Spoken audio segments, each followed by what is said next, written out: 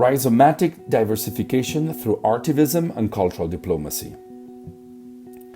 It could be said at a certain moment that I cannot quite pinpoint that the project took on a life of its own and was not content to just rest on that Spanish embassy courtyard wall like the butterflies sculpted by Esther Pizarro, as if the very process of managing the project and the involvement of other generous and enthusiastic people had injected it with new energies that led to rhizomatic diversification, like Olympia Velasquez's tree trunk. This has generated and continues to generate new processes and different dynamics, as is the case of the digital exhibition curated by Ana Vázquez, director of the Cervantes Institute in Brussels, and featuring the 16 shortlisted competition entries, or the music composed and performed by Abdul Muamem, Pepa Niebla, and Albert Villa, or the comic strip by Gabri. Elizabeth Martin, art critic and director of the Art at Work program of the European Commission's Director General for Budget, has contributed in her own right,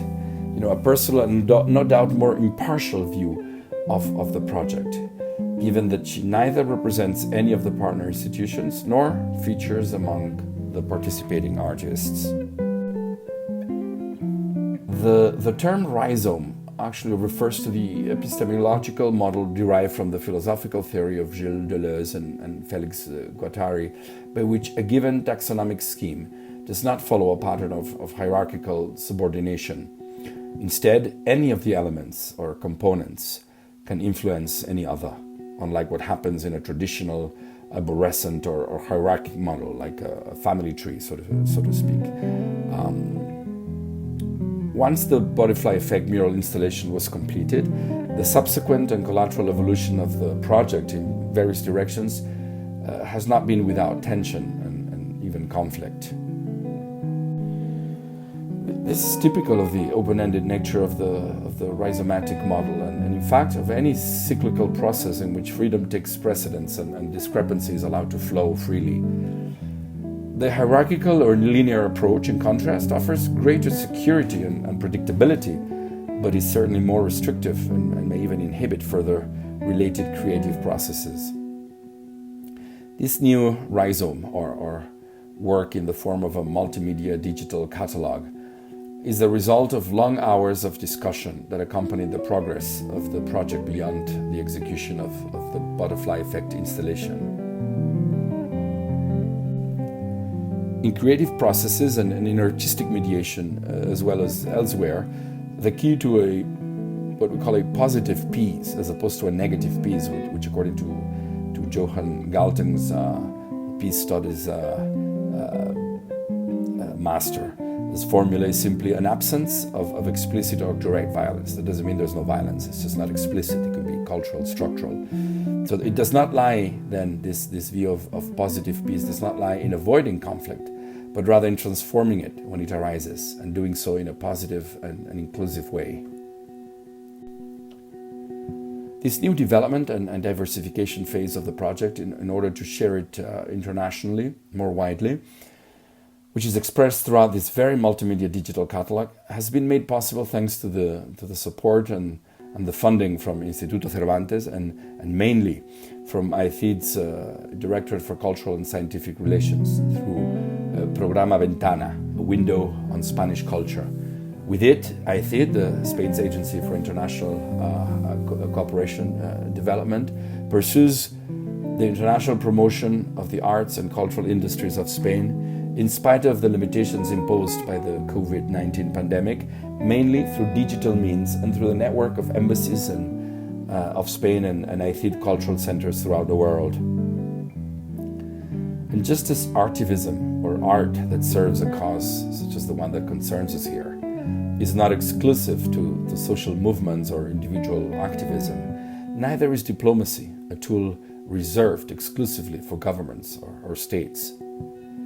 If the magnitude of the challenges set by agenda, the 2030 agenda, or climate change itself, were not evidence enough for some, the COVID-19 pandemic is giving us another reminder. the activism necessary to achieve global systemic transformations require the participation of everyone, especially governments, public authorities, and states. And as the experience presented here shows, this is also evident when activism is channeled through art. Citizen or multi-track diplomacy today is exercised through social networks, concerted actions, and the democratic process itself, to name a few. And it is also exercised through the social channels available at any given time or in any given context,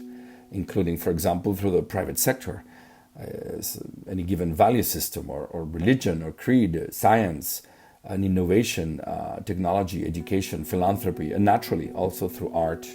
and culture.